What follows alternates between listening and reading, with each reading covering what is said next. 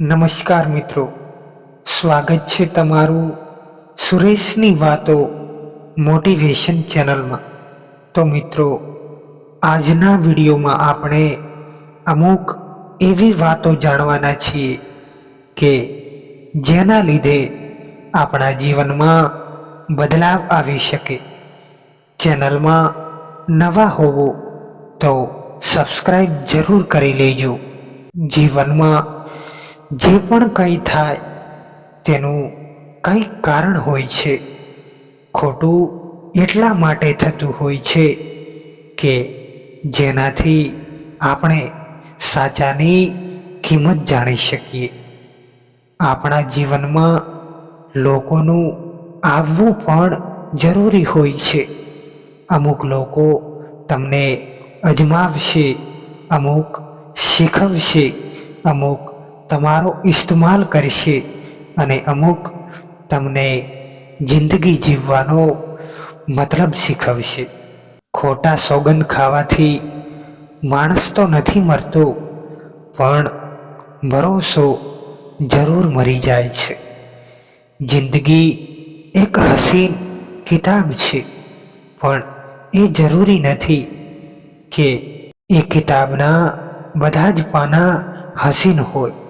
એટલા માટે તમારા જીવનમાં પણ જો કોઈ એવું ખરાબ પાનું આવી જાય તો ઉદાસ ન થતા ધીરજ રાખજો। એના પછીનું પાનું ખુશીઓનું પાનું હશે। અર્જુને શ્રી કૃષ્ણને કહ્યું કે ઝેર શું હોય છે? શ્રી કૃષ્ણએ કહ્યું કે એ જે દરેક વસ્તુ જરૂર કરતાં વધારે હોય એ જ ઝેર હોય છે। પછી એ તાકાત હોય, ધન હોય, ભૂખ હોય કે પછી અભિમાન હોય, લાલચ હોય કે પછી પ્રેમ હોય। જૂની વાતોને અનુભવની જેમ સમજવું જોઈએ। જો તમારી અંદર પોતાને બદલવાની તાકાત નથી તો તમને એ હક નથી કે તમે ભાગ્ય અને ભગવાનને દોષ આપો।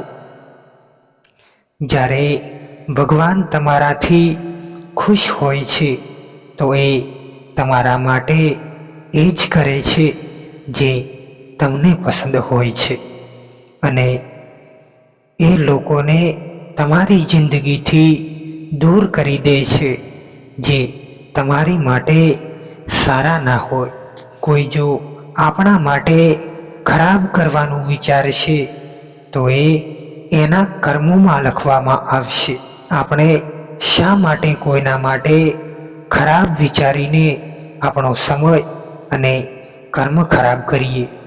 બાળપણમાં શક્તિ હોય છે પણ પૈસા નથી હોતા, અને જવાનીમાં પૈસા તો હોય છે, શક્તિ હોય છે, પણ સમય નથી હોતો, અને વૃદ્ધ થયા પછી પૈસા હોય છે, સમય હોય છે, પણ શક્તિ નથી હોતી। એટલા માટે જ જીવનનો આનંદ લો, કેમ કે ઓછું અને વધારે તો ચાલતું જ રહેશે। બાળપણમાં જ્યારે સમયની રમત પૂરી થઈ જાય છે ત્યારે કિસ્મતની રમત શરૂ થઈ જાય છે।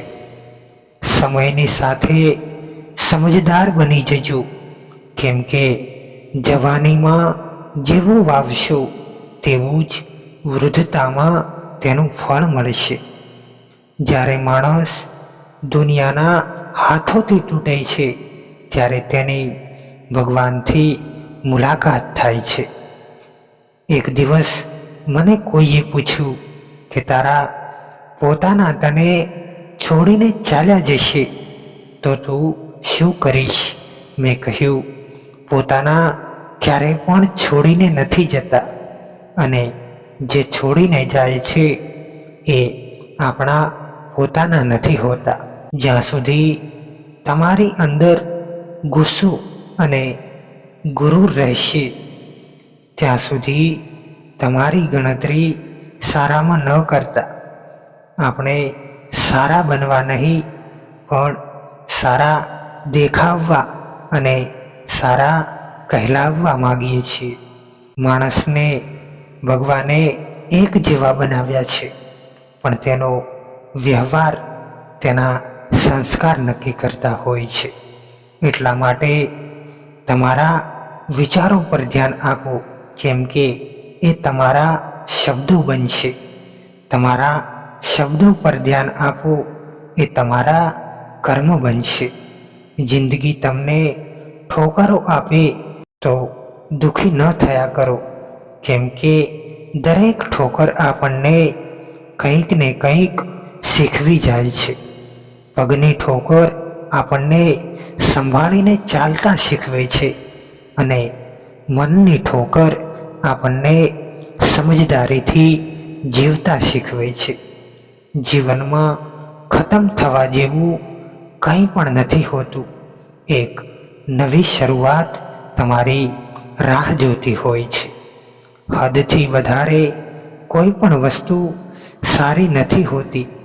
જેમ કે જો હવા અને વરસાદ વધારે થઈ જાય તો એ તૂફાન બની જાય છે, અને માણસ જો હદથી વધી જાય તો એ શૈતાન બની જાય છે.